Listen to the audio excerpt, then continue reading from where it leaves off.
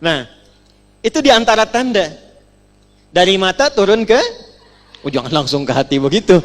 Ke lisan dulu. Masa mata langsung ke hati? Pulang ah. Dari mata turun ke lisan. Coba lihat fungsi lisan. Apa fungsinya lisan? Bukan sekedar bicara. Kata Nabi, "Man kana yu'minu billahi wal yaumil akhir falyakul khairan aw liyasmut." Siapa yang merasa lisannya ini dinilai oleh Allah dan dihisab di akhirat dengan imannya, maka jaga lisannya untuk berkata yang baik saja. Jadi fungsi lisan saat diciptakan itu membawa fungsi akhlak kembali ke sini. Jadi bukan hanya untuk sekedar bicara, bicaranya pakai akhlak. Bicara yang lembut.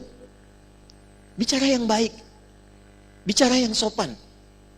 Maka turun Quran surah 49 misalnya ayat 11. Ya ayyuhalladzina amanu la yasraq qaumin qaum.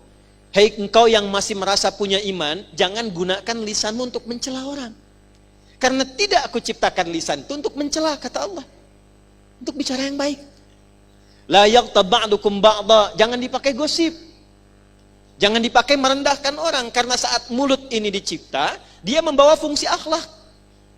Itu sampai ke ujung kaki.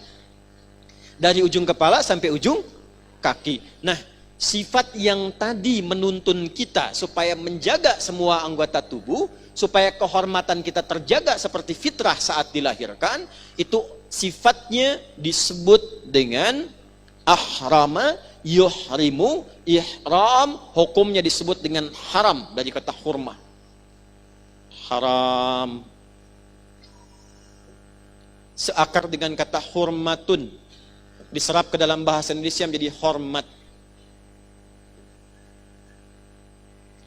Jadi hukum haram itu diturunkan oleh Allah sebetulnya bukan ingin membatasi aktivitas kita. Filosofinya, kenapa hukum haram itu hikmahnya diturunkan, itu untuk menjaga kehormatan kita supaya tetap mulia seperti saat diciptakan.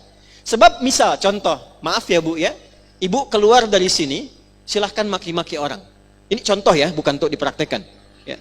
Misal keluar maki-maki orang, ini bukan hanya lisannya bermasalah, tapi kehormatan ibu saat melakukan itu pasti jatuh. Jadi kenapa dilarang mencela? Bukan sekedar ingin memberikan kesan bahwa itu tidak baik. Allah itu saking sayang Rahman dan Rahimnya, ketika dicipta kita mulia, tidak menginginkan kehormatan kita jatuh.